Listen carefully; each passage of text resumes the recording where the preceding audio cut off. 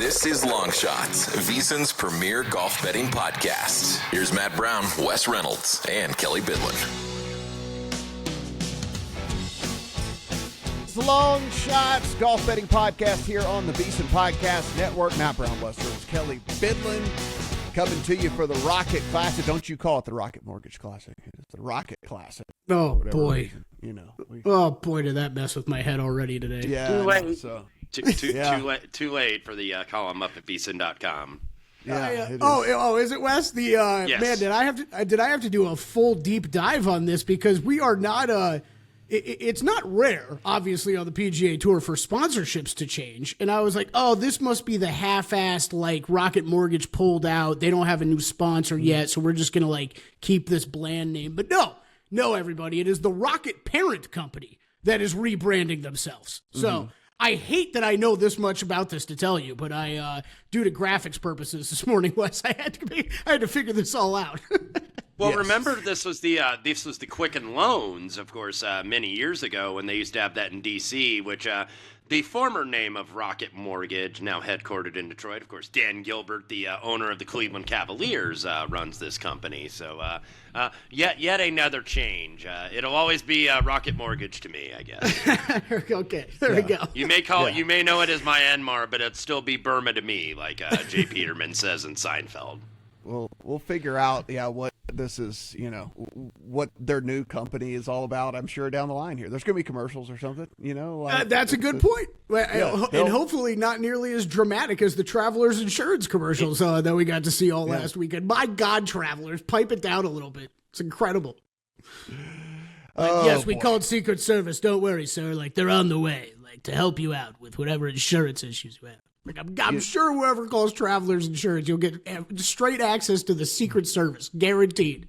Well, let's go ahead and put a bow on that event. And Wes, we have said this before here on this podcast. It is very hard to get an outright home, so we don't really care how it happens. And the fact that it happened on the person that I have declared the biggest loser on the PGA Tour, collapsing on hole number 18 to get you an outright home, just makes it that much more sweeter. Everybody listening out there, if you continue to bet Tommy Fleetwood, you deserve what you get from here on out. Like I'm just telling you, you deserve it. I don't feel sorry for you. It is what it is. This guy is just a loser. Top 10 Tommy, bet the top 10s all day. Top 10 Tommy, don't you keep betting those outrights. I don't feel sorry for you. I had people tweeting at me going like, you got to be kidding me. How did this happen again? I'm like, what do you mean how did it happen again? It's Tommy Fleetwood. What do you mean? Of course it happened again with Tommy Fleetwood. But Wes, it doesn't matter. It gets Keegan Bradley home. And that money still hits your account all the same. So we're all going to line up and bet Tommy Fleetwood at Royal Portrush, right, in a few weeks. You know that's going to happen with at least some. I'm trying to resist the urge, but yeah, Keegan Bradley and Russell Henley up there all day. Henley really kind of tentative, I thought, on the back nine. It's like he was playing like he had a two-shot lead. It's like, boss, you got to go and get it, man. Lock up that Ryder Cup spot. By the way, he moves up to fourth in the points, so Henley would be on the team today. But Captain America might have to pick himself as Player America for the Ryder Cup with Keegan Bradley. Made that 64-footer on the ninth to kind of stay in the mix. I think they were all tied going to the back nine, Fleetwood, Bradley, and Henley. Then Fleetwood got a two-shot lead. Then Bradley, I believe, on number 15 on that short par 4, he ends up making about a 38-footer. So he cuts the lead to 1 and just stiffed it on 18, just an absolute great wedge to 6 feet and made it. And the crowd was with him, of course, because he's originally from the state of Vermont. He is a New England guy, so he's a Boston sports fan through and through. So they were all rooting him on. He won this event a couple years ago, ran away from Ches Reavie at the end, and then this time he comes in the back door. So look, Keegan Bradley, and he got asked by Amanda Bionis of CBS, are you going to pick yourself? He was just like, go USA. It's like, he's got to pick himself for the Ryder Cup team. Are there 12 better American golfers right now than Keegan Bradley? I don't think so. Nope. I got to thinking about it too, and it's one of those deals where if he plays himself on to this team, which it seems like he has at this point, I mean, do you just? I know you don't want to, but do you just recuse yourself for being the captain and just because how do you pick that you're going to play and not play? It's just come on up, Tiger. Come on up, Tiger. Exactly. It just gets so sticky. So I don't know. I mean, Kelly, you don't ever want to pass up being able to be the Ryder Cup captain, but I mean, at the same time, it was already a little wonky, and now the way that he has played and what he has done makes it incredibly wonky. I think it's fine. Wait, captain in play? What? It's like the captain's doing that much. I mean, he's setting the matchups and the lineups like the day before. It's not like he's doing that much besides that.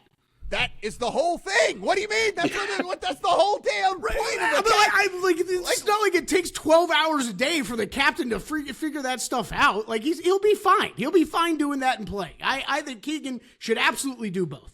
And just to clear something up, I did say on the pod last week I reserved the right to add Keegan Bradley. Of course, I added Keegan Bradley once Wes had that number that he showed me. The only point I made last week was don't bet him at 25-1. But if you did, I bet you're pretty happy still today. By the way, what you did mention, though, Keegan Bradley does have his vice captains already set, that being Jim Furyk, Webb Simpson, Brant Snedeker, or Kevin Kisner.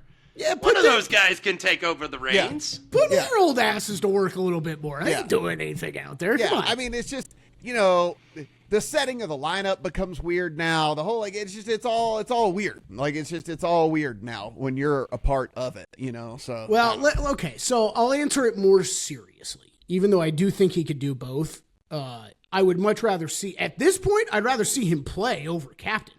Because I don't think there's that many better American golfers than him right now. He should be left off that team. It's like Jim Furyk's going to be a captain eventually anyway with what he accomplished in his career. Let him do it. Yeah.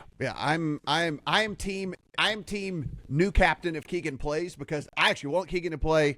Like we said, I think that he is definitely one of the 12 best dudes out there right now, but don't have the weight of trying to figure out, well, do I put myself in the lineup or do I not? Or do I play myself with this person or not? Or whatever. It's like, man, that just adds a whole bunch of nonsense that doesn't need to be. Hand that over, like you said, Wes, to any of those other guys who would be perfectly fine at this. They are all been around forever, know the game very, very well. Okay, so we move on to Detroit here. Again, the Rocket Classic. It is a scoring fest, birdie fest course that is not very long, not very tough, no penal rough, the whole 9 yards here, Wes. So it is the ultimate kind of like grip it, rip it, and see who can put it closest and hopefully make some birdies here. So it'll be interesting from my standpoint to see what you guys emphasize or didn't here, because I made a model that I think is just very, very one-sided on all of this, but I think that's how I want to bet this tournament. But tell us a little bit more about what these dudes are going to see there. Yeah, Donald Ross design, all the way back in 1916, does have the back-to-front slopes like a lot of his greens do on various courses that they play on the tour. Par 72, 73, 70, it is tree-lined. Like you said, Matt, not a lot of hazards. There's a mixture of different cuts of rough. I think the biggest one is 4 inches thick, bluegrass, but they can chop it out of there. This has not affected these guys necessarily. 35 yards on average are the fairways. They're bent POA. The greens are also bent POA. 50-50 mix, smaller side, about a little bit over 5,000 square feet. 12 on the stent, PGA Tour average. So not a lot of hazards here. There's like 87 bunkers, and the big hitters can carry them very easily. And there's just one water hazard, by the way, here at Detroit Golf Club. 14th hole. It is a combination of two courses, but the South course only has one hole on this course, the first hole, which will function as the tournament's third hole, and there's a little bit of rerouting. Just look at the scorecard that's included there at VSiN.com. Front nine is played a little bit easier than the back nine historically because it's about 100 yards shorter. If you're looking for any comp courses, the other Midwest courses, TPC Deer Run, where you have the John Deere Classic, TPC Twin Cities, where you have the 3M Open, Sedgefield, where you have the Wyndham. A couple of those Canadian Open courses in recent years, too. The one we just saw a couple weeks ago, TPC Toronto at Osprey Valley, Oakdale. Those are some ones. I have in my write-up at VSiN.com, which just got posted, every hole there's a flyover. The ABC affiliate in Detroit, Channel 7, actually provides a flyover hole by hole. So I always like to put those now in the columns so you can kind of see, okay, the layout, and because it's really weird to like look at a scorecard or look at a sheet that just says, okay, these are what the greens are like. This actually shows it. So we do that. It is going to be a little bit cooler weather, by the way, in Detroit this week. They're 97 the first 2 days of this week. So they've had a heat wave all up and down the East and the Midwest. It's actually warmer in Detroit than it is in Las Vegas as we record on a Tuesday. Temperatures are going to cool. It's still going to be really humid, but Thursday and Friday, you're probably going to get some rain. I think there's an 80% chance. So you're going to get some rain, some stray thunderstorms. So we'll see how long that postpones the activity. But it is going to be nice and humid there, as you would expect in the summer in the Midwest. And Kelly, as we look at the odds board here, we know coming out of a major and then an elevated event, it is going to be a little bit of a downfield, though better than we've seen in recent years. But Colin Morikawa at the top, Patrick Cantlay, Keegan Bradley, Ben Griffin, Cam Young, Hideki. And then it's going to be a bunch of the mid-tier guys that we have been talking about, here on the podcast for a very long time. So the upper tier guys, not there outside of Morikawa and Cantlay.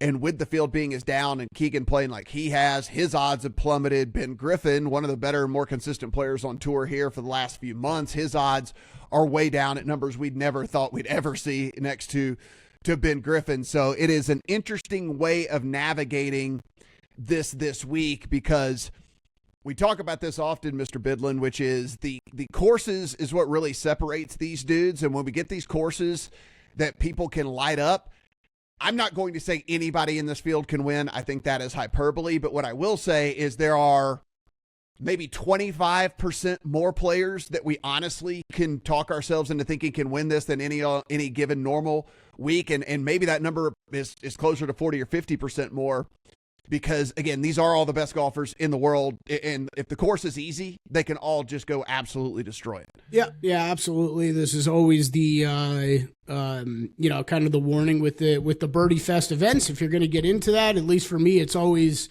dial back how many and how much money I'm putting into finishing position markets and matchups and stuff like that, because the variance that can come into play with guys going low for a round or two or more can really get wonky with that stuff. So it's a lot of play some outrights, cover it with some top fives, and call it a day pretty much for me. And that's how I approach these Birdie Fests. They are you just hope to throw a dart and throw the right one, right? You have it land in the right spot. Yeah, that is.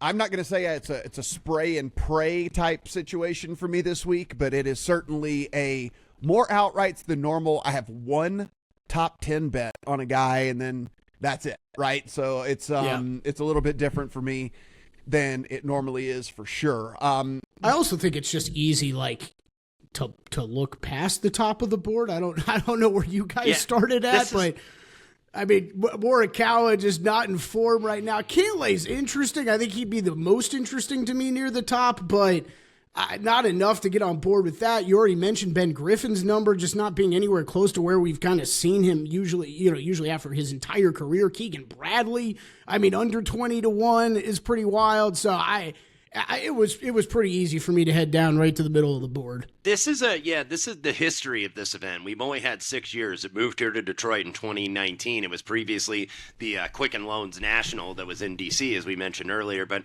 you've seen long shots win here. I think the inaugural event, Nate Lashley, was 250-1. Cam Davis, when he won here for the first time in 2021, 150-1. But you've also seen Bryson at 7-1, Finau at 14-1, Ricky Fowler at 14-1 when he beat Colin Morikawa and Adam Hadwin in that playoff 2 years ago. So long hitters, have tended to flourish here. I think Taylor Pendrith and Cameron Young were runners-up to Finau in 2022. They're both big hitters. Minwoo Lee was part of that tie for second behind Cam Davis last year. So, bigger hitters have historically done so, but that doesn't mean, it's not all big hitters.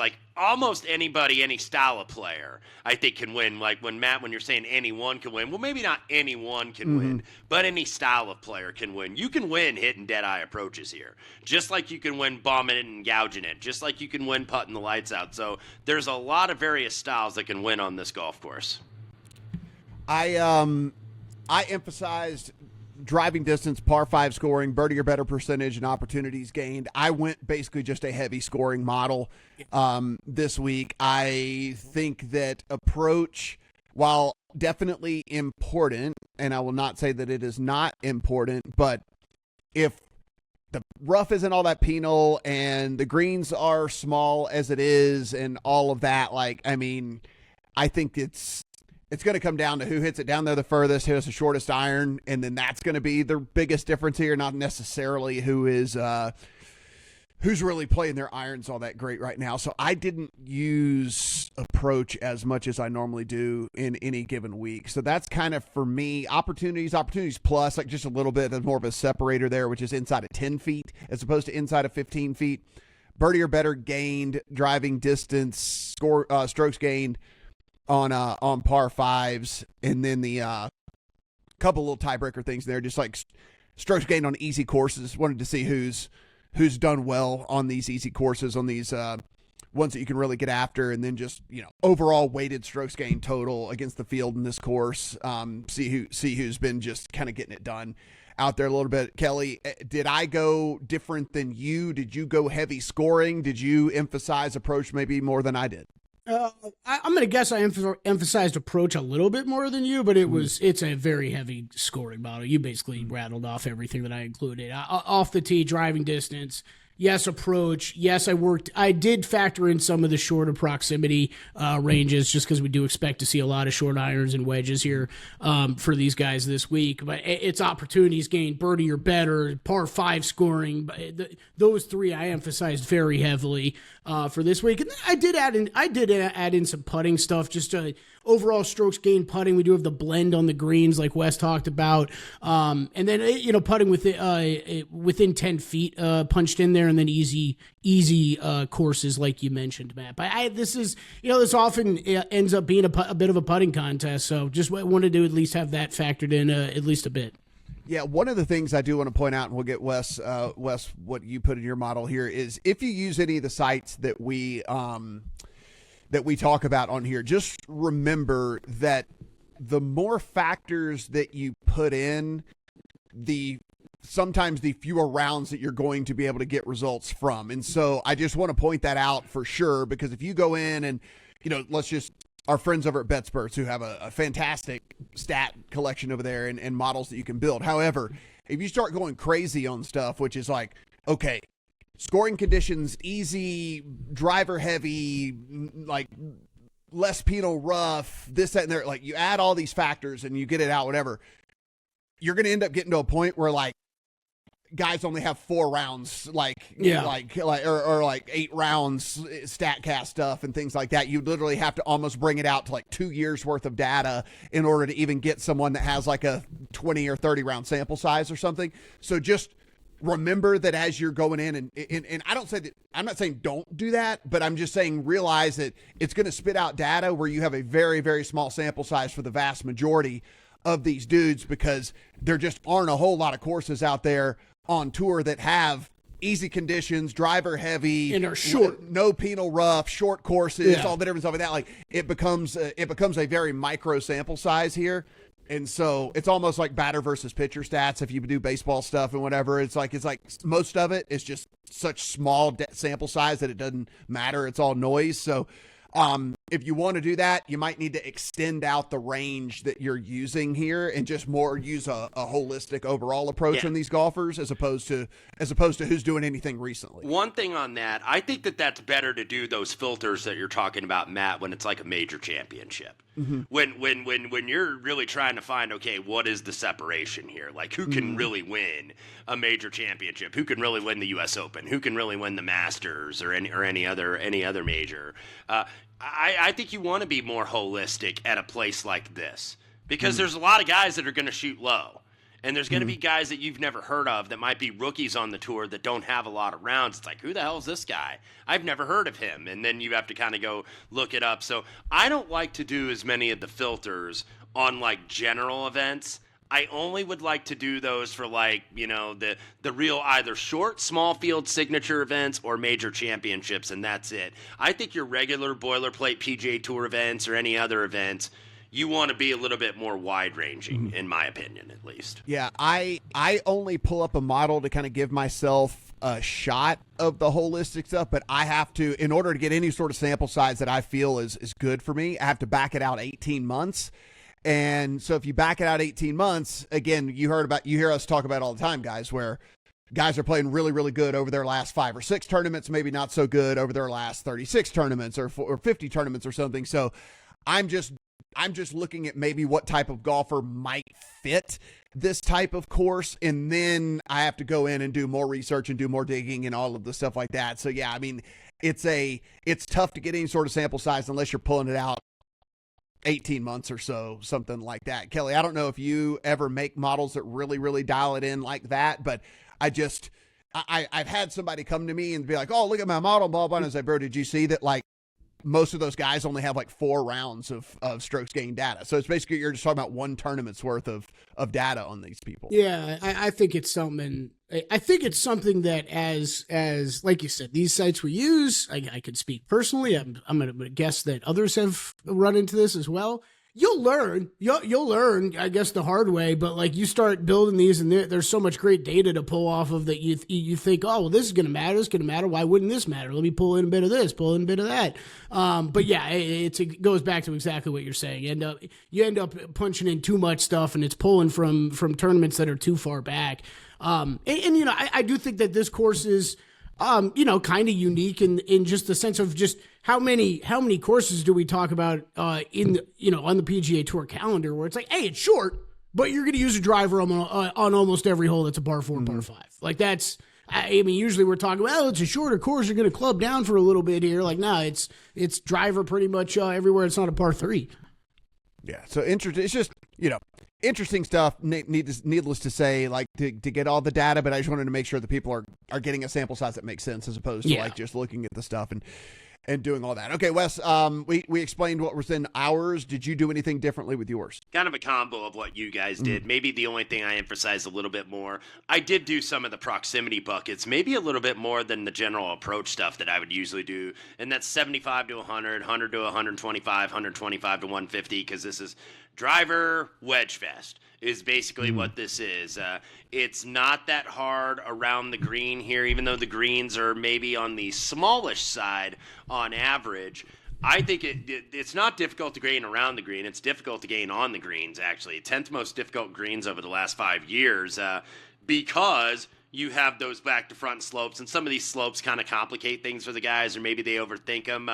But 40% of the strokes are gained with the putter. So I think you wanted to look with that. And I mentioned bent POA. It's about a 50-50 mix here. So kind of similar to what you saw, I guess, at least somewhat at River Highlands, where the POA is not bumpy POA. It's not the West Coast POA like at Torrey or like at Pebble Beach, so it runs pretty smooth. 12 on the stimp, average speed. So I did the same things as you guys in terms of like the general stuff. Strokes gained easy. I did strokes gained par 5 just to kind of see, okay, who's getting a birdie opportunity every single time. And then I did do strokes gained par 4, 350 to 400, very, very small, because you do have 4 of the 10 par 4s that are less than 400 yards. So, you know, you've got those short ones where they're not quite drivable, but you're going to have kind of like an awkward wedge yardage. So I think, you know, there's a kind of a different way to play those. So I definitely wanted to look at that at least a little bit. All right, Wes, having a little bit of internet issues here with Kelly Bidlin, so let's just go ahead and get your plays. What did you end up on here for the Rocket Classic? Yeah, I hesitate to give out who I'm starting my card with, being how he played last week, but I'm going to give him one more chance. I'm going to go Cameron Young, 28 to 1. Of course you are! Yes, Wes, I can't quit him. You have to. I can't quit him. I guess I would be disappointed if you were not on him this week. I would be disappointed. He had me at hello, I guess. But he had me at goodbye last week, because it was goodbye down the leaderboard. He was 5 under in the first round. I was like, okay, here we go. And then started to really drive the ball very erratically, and T52 finish. But, you know, maybe it was a U.S. Open hangover, because he was on the periphery of contention.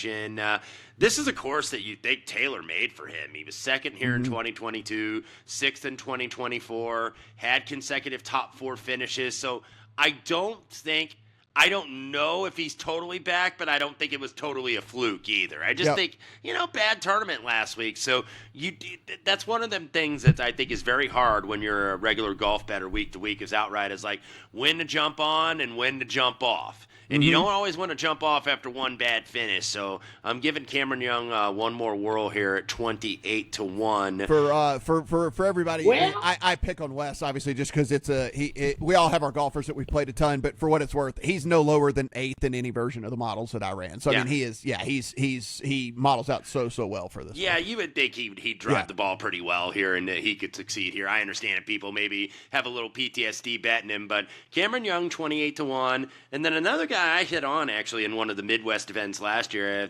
I know we had him at the John Deere Classic. Davis Thompson at 40-1, who was a 4-way tie here for second here last year behind Cam Davis, who's now won this event twice. Those is only 2 PGA Tour wins, by the way. Second for strokes gained approach, third for strokes gained tee to green last week, but he was only T25 at the Travelers. And why was he T25? Because he was 65th out of 67 on the greens. Of the guys that continued, because there were several withdrawals last week at the Travelers. Maybe a couple injuries, by the way, hey, I just played Oakmont, and I'm just burned out on golf, so I'm not going to do it anymore. So Davis Thompson was well down there in terms of the putting, but the ball striking was terrific. Very open course, played here well here last year. I think he can do it again. And then a couple others right in that range. This one was at 44-1 this morning. I went with Wyndham Clark, who has had an eventful last couple of weeks. Remember, he took out the frustrations at Oakmont on the locker room at the U.S. Open, and then he kind of apologized last week before the Travelers, but kind of didn't. I don't know. Some were satisfied, some were not. But T17 last week, 64 in the first round, 66 in the third round, 8th here in 2022, 17th in 2019. He's one of those guys, wide open golf course where you can just rip it off the tee. Yeah. I think that this is a place where he could play well, and you are getting – I know that he's slipped from his peak, but you are getting a relatively recent U.S. Open champion in the mid-40s in a very down field. So Wyndham Clark, I think, could go well here. And then another guy who's a former U.S. Open champion, at least in recent years, that maybe starting to turn it around at least a little bit, and that's Matt Fitzpatrick at 45-1, who – made the caddy change back in March. He was with Billy Foster all those years. They won the U.S. Open together, actually, at Brookline at the Country Club 3 years ago. New caddy on the bag, Daniel Parrott, who's been with a variety of different players on the tour. But Fitz is starting to improve a little bit. He's made 7 of his last 8 cuts, top 10 at the PGA. I think he was T17 last week at the Travelers. Sense of urgency now for him, because we've been focusing, obviously, with Keegan Bradley, with Captain America going ahead and winning last week. But the European Ryder Cup team is trying to take shape as well. So Matt Fitzpatrick's been, I think, a core guy on that team. And right now, it'd maybe be on the outside looking in. So Matt Fitzpatrick at 45-1. And then my longer price guys, I had 3 of them.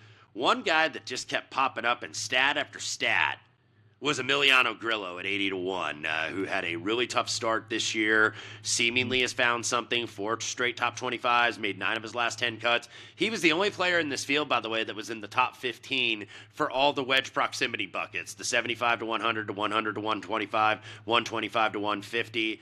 Has played well in these Midwest swing events before, was second and third, respectively, at the 3M Open over the last few years in Minneapolis, second at the John Deere in 2022. So Emiliano Grillo could be very sneaky here. You worry a little bit about his putter, but, man, that iron play is terrific, and it usually is for the Argentine. And yeah, then, I ended up on him, Wes. So did you? But yeah, both of us will be on him for sure. And it's, I mean, lit up the model for me, and I had to go in and dig to figure out why that was the case. But like, man, these easy courses specifically, his birdie or better percentage and birdie or better gain and opportunities gain, which again, like, at least you're giving yourself the chance to make these birdies and all this stuff like that. I mean, he's inside the top 10 in every single one of those categories. And so, hey, listen, I don't know if he's going to make the putts or not, but if he's giving himself 15-footers and giving himself 10-footers all the time, like, I'll take that, right? And so, especially at the price there for Grillo, so I'm also on Grillo there. Yeah, and this was another guy, too. When I talk about, like, the correlated courses, I remember he won, this was a long time ago, he beat Kevin Na in a playoff. Silverado where they have I don't know what it is, the Fortinet, or it's even a new sponsor. It was the Fry's Open. I forget even the new sponsor. It's the one in Napa,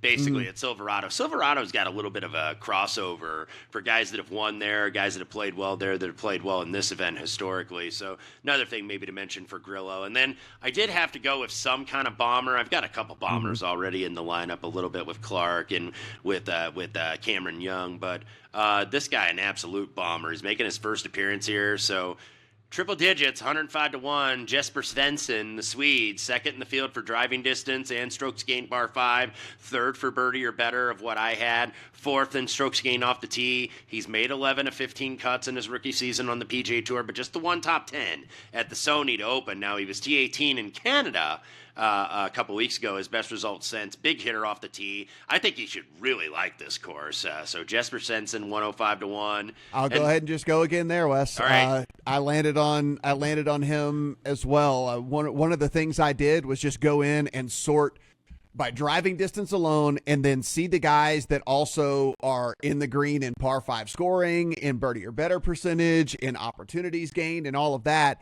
And when I do that, Svensson really jumped out of not only the short-term model, but the long-term model as well, which I thought was really interesting. You do have to go in, you got to dig a little bit, guys, with some of these people, but you look, and it's like birdie or better percentage inside the top 20, fourth overall in strokes gained on par 5. The driving distance, obviously, there, he's averaging 319 off the tee, but, opportunities gained, he's inside of that as well, and so it's a dude that hits it long, giving himself chances to make the birdies. Now, Wes, is he going to make the birdies? Whatever. We'll figure that out. But you get a triple digit guy that if he can run hot with the putter for 4 rounds, or hell, 3 rounds, and then we can monetize the ticket. So yeah. I have Svensson as well.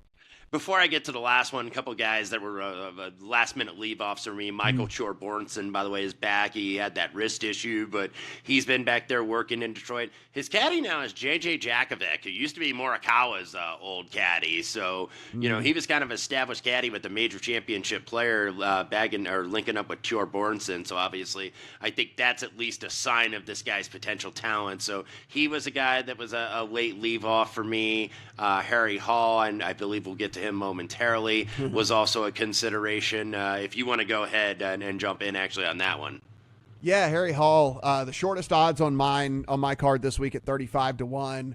I had no idea I was going to end up on Harry Hall, and then the dude's just like destroying the model, and I had to go in and like start to really dig through all of these stats, and it's like, Wes, if it wasn't for driving distance so heavily weighted for me this week, he might have been second or third. I mean, it's just because he's 60th in this field in driving distance, so that kind of pushed him down to 7th, 8th, 9th-ish where he's at in these versions of the deal. But like, if he was a little bit longer off the tee, he might have been as high as 3rd or 4th for me. But it's every other thing is like not just green, but bright green. I mean, like, and he's a hell of a putter too. So like, if we believe that somebody who actually is a good putter can run hot on these greens that shouldn't be too tricky, he's a hell of a putter, one of the better putters in this one as well. So yeah, Harry Hall, had no idea I was going to end up on Harry Hall, and then here we are. Every professional win, he just has the 3 right now, but every professional win he has in the Midwest, including last summer, remember he won the what used to be the Barbasol, but is now the ISCO Championship at Keene Trace down there in Kentucky. So similar type course. To shoot 22 under to win the thing, you're probably going to have to be around the same here. So Harry Hall is going to be a placement guy for me. Maybe I'll add on an outright, but I certainly will have him top 20. Last outright I have Lee Hodges, 110-1. Best finish of 2025, 9th at the RBC Canadian Open a couple weeks ago. Missed several weeks with that rib injury, but slowly returning to form. He actually started 2025 really well. Top 10 at the Sony, top 10 at the Farmers Insurance at Torrey Pines. Doesn't have great form here in Detroit. I think his best finish is in like the 40s here of like 3 appearances, but remember 2 years ago, he won the 3M Open in the Twin Cities by 7 shots. So he's capable of going low, I think, in these like birdie fests in the Midwest. And TPC Twin Cities has a lot of similarities, I think, to what we see at Detroit Golf Club. Like I mentioned, the correlated course is TPC Deer Run for John Deere. So, definitely I think you get some carryover with guys that have played well in multiple of those events. Yeah, so like I said, Harry Hall for me. The next guy on the card, I'm going back to Luke Clanton. You talk about the guys that we've bet a decent amount that hadn't really paid off. He's certainly one for me. Wes, he's third, fourth, and let me put that third. He's third, fourth, and sixth in the 3 different models that I ran. I mean, you just go in and you see he makes a ton of birdies. He crushes easy courses. Like, he gives himself opportunities to make these. He's inside the top 30 in par 5 scoring, which we like. We know he's long off the tee. There's just not a lot of pedigree here yet for Clanton, but that's not to say that we can't see him rattle off a win here, right, against a weaker field, and certainly a course that I think fits his skill set very, very well. So yeah. I don't love the number, right? It's like 40 on Clanton, but I mean, if we're going strictly off of the skill set that I emphasized this week for this, he's ahead of a whole bunch of other people, as far as that. So I kind of had to play. It's kind of a horse racing term where you'll hear the term on these telecasts, drop in class. And that's kind of what this is, I think, maybe for Luke Clanton, because now all of a sudden, he missed the cut at the RBC, but that was a better field, and that was a field headlined by Rory McIlroy and a few other major champions. And he was T34 in a signature event at the Travelers that I think he might have got in on a sponsor exemption. But, he's just getting used to still playing on the tour here, because now he's a full-time member of the PGA Tour. This isn't, hey, you play these fall series events, you play the RSM, or you play the Wyndham, or the John Deere, and by the way, he's went in top 5 in all 3 of those events, and I think a similar quality field here, so I'm not mad at Luke Clanton, regardless of the number. I'm not mad at it. I think he could play well here in what is a drop in quality of the field. A guy that I know you and I have played a couple of different times. I think Kelly has placement marketed him, but another I'm hoping that the field has him back to where he was, let's call it a couple months ago. But Ryan Gerard at 55-1, another guy that, again, just across the board here for the stuff that I emphasized this week, he was just really, really good at every single one of those things that I was looking at. And so hoping he can get a little bit of that form back that we saw when we were betting him a ton there, Wes. But like we said, maybe it's this kind of, change of scenery, lesser field, birdie fest deal, get out there, get your swing under you and get going. But a dude that, again, really, really fit the bill for me this week. We mentioned Griot. We mentioned Svensson. The only other guy that I have currently on the outright here, which will make number 6 for me this week, is Jake Knapp. Again, guys, just you look at Knapp, and it's 4th and 5th in this model, like whatever, and you go in and you see why. I mean, you know why. He hits it a mile. He's really good at making birdies. Now, the problem with him is some of this other stuff, but Wes, I'm not really worried about some of the other things this week, because if you're not hitting it long, if you're not making birdies, you're not going to win anyway. So I don't really care what the other stats are kind of saying to me. And I know that sounds ridiculous when we're talking about golf. Yes, you got to be good at all the stuff, but I mean, let's just put it this way. If you're missing greens, you ain't going to win, right? If you're not long this week and spraying it, then you're probably not going to win. Like, the guys need to be long if they're going to spray it, all these different things. So for me, I kind of just cared about those few things that I mentioned earlier that I put in the model, and Jake Knapp really just smokes all of those. And so see if I can catch him on an up week. The number's so long on him. It's at 80. So, I mean, again, a guy that we know can compete. We've seen him at the top of leaderboards, Wes. He just seems to always kind of have that one bad round, kind of we talk about with some of these other guys. And I don't know, maybe he can put everything together, get it done. You talk about some of your last leave-offs. For me, Akshay Bhatia was very tempting to me, certainly a guy that I wanted to play. Look, I'm playing first-round leader on Keith Mitchell, but I'm not going back to the well on an outright. But, I mean, he's number 1 in one of the versions of my model. Like, he's ahead of Colin Morikawa and everyone, like everything else. But Keith Mitchell, I just can't do it again. I can't take that ride with Keith Mitchell. I just can't do it. But I am going to play him in a first-round leader. The one top 10 bet that I made, which required some research from me, in my last 20-round model, Wes, a guy popped up in 8th named Antoine Rosner. Yeah. I don't know how to say his name. I think it's Rosner because he's French, so you got to have a little stank on that name there at the end. But Antoine, I've played him a couple times on the DP World Tour, and he's gotten home for me. He did in Qatar a few years ago, but I understand what you're saying with him. Yeah, it's like, so I go in and I just went and looked at the stat profile, and it kind of the same thing I was talking about with Knapp, right? Where it's like, okay, T13 for him at the Byron Nelson, he was like negative 1.04 around the green. Again, I don't care about around the green this week. If you're not hitting the like, if you're off of the greens, then you're not going to win anyway. So like, I don't care about that.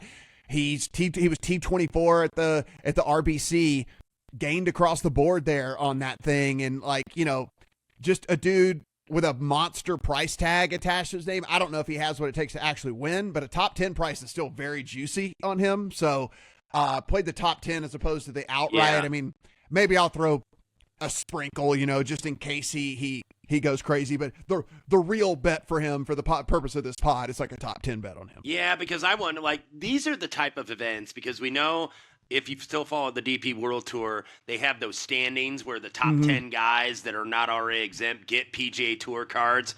This seems like one of those events that, like, maybe one of those guys can win. Yeah. You know, because it is a step up in class Yep. when you're playing on the DP World Tour, and now you're playing against the best in the world. Even in downfields like this is stronger than your average DP World Tour field, say for like the events right around the Open, say for like the Irish Open or the BMW PGA, one of their signature events. Like, this field is still stronger. So this because I played a couple of those guys like Chorborn, Olesen, and you know, hadn't gotten there for me, even though he would have been a first-round leader a couple weeks ago in Canada. But the Højgaards, like, this seems like where those European players would break through at one of these type of events. And the very last guy off the card for me, and it's just, again, Wes, I'm falling victim to the thing that you just said don't fall victim for, which is like, I bet the guy so much and then it's never got home. But like, Kurt Kitayama like fits this thing. I almost played Kurt Kitayama. Like, to a bill, like 317 off the tee. He's 10th in birdie or better gained. He's 21st in opportunities gained. He's 20th in opportunities plus. He's 14th in regular birdie percent. I mean, like, he's just, every single thing about him like screams I should be playing him. And then, well, somebody at Circus Sports really likes him, and you know, the reason why I held off of that, because it's like, usually if they're the low in the market, I'm like, okay, because I know that they're taking bigger limits in a lot of places, so it's like, okay, that at least opens my eyes. But Kurt Kitayama is a local here too. He does live here in Las Vegas and play at UNLV, true. So I wonder if there's a buddy that's got some money. Right. And I'm going to bet on my boy, my neighbor here, wherever Kurt lives here in town, and do that. So, but he did kind of match some characteristics. So maybe for insurance, I'll play like a top 30 or something, you know, just to have something on him. But he was a guy I looked at very closely. Yeah, so I don't feel like an idiot if you were to do something with all of that. Kelly will be here with his picks momentarily, guys. But a reminder, all of our picks will be up over on VSiN.com and VSiN.com/subscribe to become a pro subscriber over there, so you can get to that picks page and get all of that. Kelly will close things out. Before Wes, I am Matt. Good luck on all your Rocket picks. All right. Kelly Bidlin here. Fun internet problems. Sorry for the dropout and delay and long shots a little bit. And look, we had to cobble together the end here a little bit. It's okay. You heard Wes, you heard Matt run through all of their bets. Wanted to get on here and at least give you guys all of mine. As always, thanks for watching. Thanks for listening. Thanks for subscribing. Thanks for the reviews, ratings, all that good stuff. We appreciate you guys. Couldn't do any of this stuff without you. Head over to VSiN.com, get Wes's write-up, and then all of our plays will be over there as well. I mentioned it earlier in the pod, but with Birdie Fest like this is very much a go a little bit lighter for me. Going to play some outrights, cover them with some top fives, and not much further down the board. I do have two top 20 bets, though. This week, I'll get those out of the way now. Ben Griffin, I can't ignore the guy any longer. the consistent results that he is putting up. T14, T10, second place, a win, T8. Green across the board with strokes gain categories. I can't ignore it any longer. I didn't go outright on Ben Griffin, although I wouldn't hate it. Just the shortened odds on him this week don't feel great to bet into. So I'm going to go a little bit lighter with the top 20 at plus 110. That was over at MGM, I believe. MGM Stations plus 110 on Ben Griffin. And then Keith Mitchell, I also bet top 20 this week plus 188. I think close to 2-1 on Keith Mitchell is a good bet. Look, he's on my outright card too. He is first in birdie or better over the last 16 rounds, ninth in par 5 scoring. He's a great ball striker. We know he's great off the tee and on approach. That's going to matter this week. He's 11th in distance. We talked about earlier, distance really being a factor for us this week. So Mitchell, along with the top 20 bet, he is in my outrights as well. So an outright, a top 5 and a top 20 on Keith Mitchell. And then the other bets that I have made, Harry Hall. That's the top of my outright card, 36-1 on Harry Hall. Look, not a long guy off the tee. Talked about distance mattering this week. He still was a top 10 model play for me this week. And I don't really mind the lack of distance because he's putting it together with the iron play right now. He's gained in 4 straight events. That's one of the things that's held Harry back a little bit before in the past.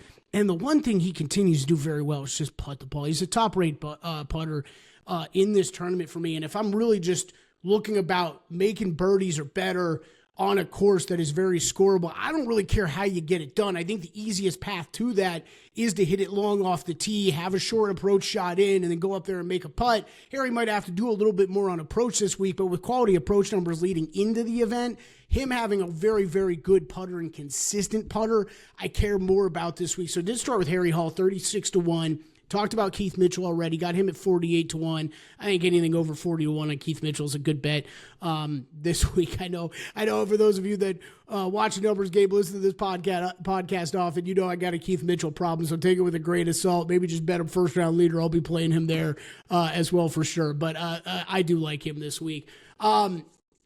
Max Grazerman next up for me, 40-1.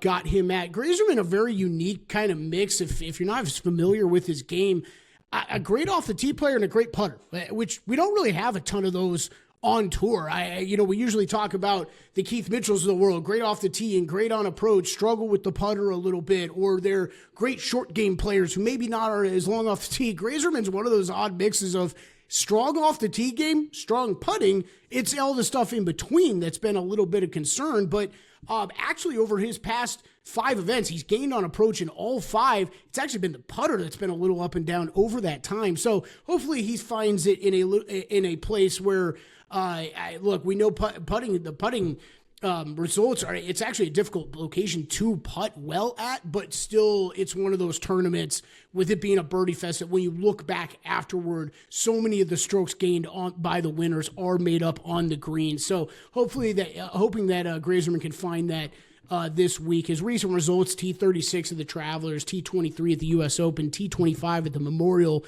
and T22 at the Charles Schwab. So he's been putting together some consistent results here. Really want to see what his game looks like if he's able to put it all together. And a guy who has putted well in the past. So hopefully he can get that done. He was T31 here last year. And then the last guy on my card, Alex Smalley. I've stayed away from him for a bit now. He was a guy I bet heavily at the beginning of the season. Another great ball striker, great off the tee, great on approach. Alex Smalley is and has been all season long, putting together some good results. Had a little bit of a dip in the middle of his season, but he's kind of back at it now. T13 at the Canadian Open. Yes, he had a miscut at the Charles Schwab, but then you go T28 at the PGA, big time golf there, obviously, and a T5 at Myrtle Beach. He's finding it a little bit more again like he had earlier in the season. So I'm gonna go back to Alex Smalley this week in a course that I think should set up fairly well for him. And you're getting about 60-1 on him. I got 63-1 here in town on Alex Smalley in the outright. So cover that with the top 5. Again, that's Harry Hall, Keith Mitchell, Max Grazerman, Alex Smalley in outrights and top 5s. Ben Griffin, Keith Mitchell in top 20s. Haven't bet him yet, won't bet him till tomorrow, but short list of first-round leader bets for me right now, Keith Mitchell, Harry Hall, and Alex Smalley. I believe Wes brought him up as well. Emiliano Grillo, probably the first guy I left off my card. He's really rounding into form. I don't hate that play at all this week either. I think it was one of Wes's. Got very close to playing Emiliano. So whether you want to look, I considered him a little bit more for first-round leader. I might end up on him there. But fully endorse that bet for Wes this week. So, again, all of our bets over at VSiN.com. Go there, check out Wes's article as well for this week. Hopefully this all came together for you this week. Sorry for some of the technical problems we've had the past couple weeks now on long shots. Last week was a disaster. I don't know what to talk about. I don't know what the hell happened. Couldn't figure it out. But for Wes, for Matt, they got done earlier. Good job, boys. I'm sure you did a great work. I'm Kelly Bidlin for Long Shots. We will talk to you guys next week.